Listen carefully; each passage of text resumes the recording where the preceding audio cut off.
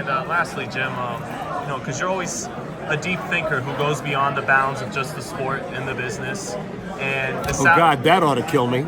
Well, it's the truth. It's the truth. Thank you. But Saudi Arabia, the regime, and Turki Alalshikh, there's rumors they want to make a unified boxing league.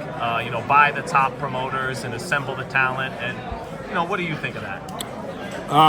Starting with Tex Rickard and going on through a lot of people up to Don King and Bob Arum and a few others here and there. There have been many business geniuses who have thought that they could gain what amounts to functional high-profit control of boxing. It's hard to do.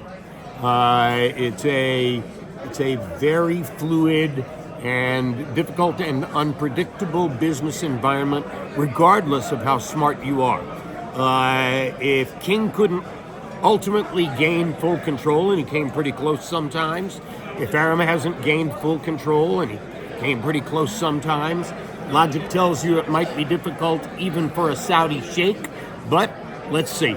Let's all keep our passports active and ready and expect that we might be going to Saudi Arabia a few times in the not too distant future. Do you make anything of what's labeled as sports washing and any hesitancy towards that in this, as they continue to have a greater influence in boxing?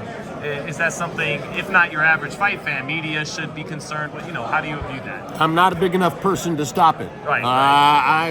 I'm not a big enough person. I'm not a big enough entity to eliminate pernicious interest and political favoritism and things that are bad for mankind from the overall picture of boxing. I've just got to let it happen and see what happens and, as you say, comment on it.